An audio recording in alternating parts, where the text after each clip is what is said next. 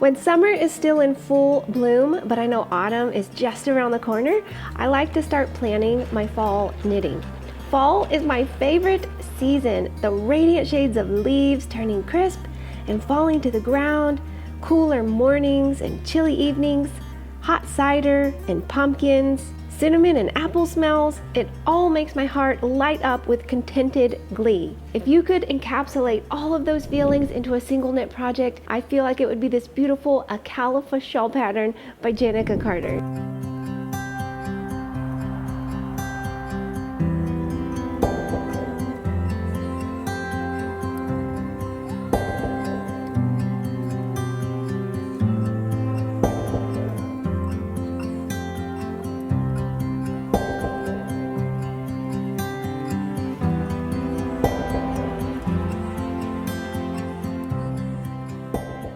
Made in 3 different colors of beautiful cinnamon and pumpkin toned sock yarn, it really just screams autumn. This shawl features beautiful lace motifs that shift and change as the shawl progresses, which to me seem to resemble little timid leaves that are falling from their mother tree down, down, down to the ground. You're going to be changing colors as you go, so not only do you get beautiful lacy shifts, you also get a gorgeous color transition, and it is a wearable semicircular shape. This shawl will wrap you in beautiful comfort and remind you that autumn is a needed time of transition. It's a perfect season to reassess what's working and what isn't working in your life, and to do some reorganizing of your priorities. Change can be a beautiful thing. We chose to use our resilient sock yarn for this pattern. We actually used 3 different colors called our Russet Hues kit. But I really recommend any of our fingering weight yarns for this pattern. Our cash silk sock yarn would be beautiful and drapey. And if you do want more of a sheen to your shawl, you could opt for our pearlescent fingering or even our Oasis fingering yarn. They would all be gorgeous. Download this pattern at expressionfiberarts.com. We're also going to put the direct link to it as well as the yarn in the description box for you. I would love to show you how to knit this leafy border that runs along the edge of the shawl. This border is simpler than it may appear. Once you've worked the body of your shawl, you're going to have all of your stitches still live on your needle, and our leafy border is a hungry little border, and he is going to be eating up stitch by stitch those live stitches as we work our border. I have a few live stitches on my needle which are representative of the shawl body stitches. To easily distinguish the border stitches, I'll be working those in red. I'm going to start by casting on 6 stitches, and I'm going to be using the knitted cast on method. To do that, insert your needle as if you're going to knit, pull up your yarn, pull up a nice little loop, and slide that onto your needle, and you've just cast on 1 stitch. We need to do that 6 times. Insert your needle, pull up a loop, line your needles up parallel like so, and slide that onto your left needle. That's 2, 3. You could also use a cable cast on if you're familiar with that. The method isn't super important. So there's 4, 5, and then 1 more stitch, 6. So we've now cast on 1, 2, 3, 4, 5, 6 stitches for our leafy border. We're going to go ahead and start with row 1, and you're going to find that the last stitch of each right side row combines 1 stitch of the border with 1 stitch of the body, so we're going to slowly eat up those body stitches. Begin row 1 with a knit 2, 1, 2, and a yarn over, and then knit 1, yarn over, knit 2, and then knit 2 together. And you can see how we're combining the body of the shawl with the border. Now turn, make sure your yarn is in the back, and you're going to work a knit 1, knit 1 front and back, so knit into the front, leaving that stitch on your left hand needle, swing around and also knit into the back of that stitch. Then you can slide it off. Finish off row 2 with a purl 6, 2. For row 3, you're going to start with a knit 3, 1, 2, 3, then a yarn over, a knit 1, yarn over, knit 2, purl 1, knit 1, and then knit 2 together to eat up another stitch on the shawl body. Go ahead and turn, and let's work row 4. Make sure your yarn is in the back, and you'll work a knit 2, 1, 2, knit front and back, knit into the front, swing around, also knit into the back of that stitch, so you've just increased a stitch. Bring your yarn to the front, and you're going to finish off that row with a purl 8. Let's go ahead and work row 5.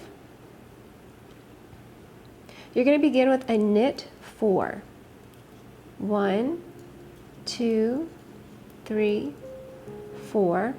Then a yarn over, knit 1, yarn over, knit 3, 1, 2, 3, yarn to the front and purl 2, yarn to the back, knit 1, and then you're going to eat up another body stitch with a knit 2 together. And that is just so satisfying. Turn it around and let's do row 6, making sure our yarn is in the back because we're starting with knit stitches. Knit 3, 1, 2, 3.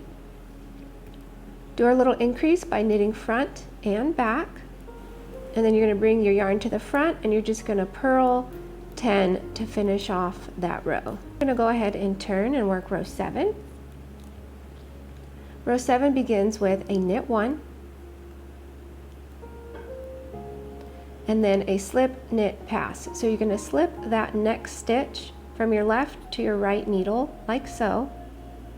Then you're going to knit 1.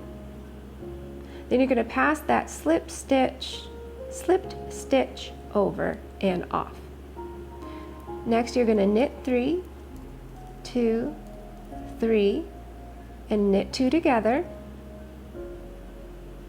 Oh, sorry, knit 5, 4, 5. So slip knit pass, then knit 5. Then you knit 2 together.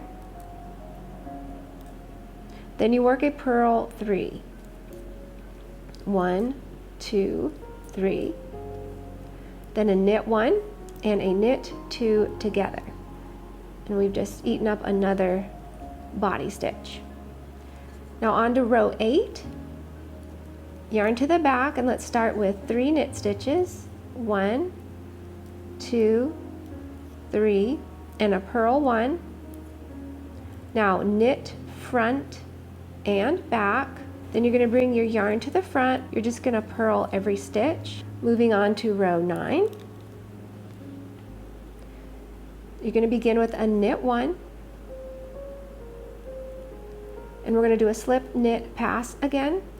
Slip that next stitch, knit the next stitch, and then pass that slipped stitch over the knitted one. Now knit 3, 2, 3, knit 2 together. Now you're going to purl 2, 1, 2, knit 1, purl 1, knit 1, and then you're going to knit 2 together to close up that row. Moving on to row number 10. Yarn is in the back, and we're going to start with knit 3, 1, 2, and 3. Yarn to the front, you're going to purl 1. Yarn to the back, knit 1. Knit front and back, front, back, and then bring your yarn to the front, and you're going to finish off that row by purling 6. 3, 4, 5, and 6. Let's continue on. You can start to see our little leafy shape working up nicely. Row 11 begins with a knit 1, and then a slip knit pass. Slip, knit, pass. I think those are so much fun to work. A knit 1, a knit 2 together,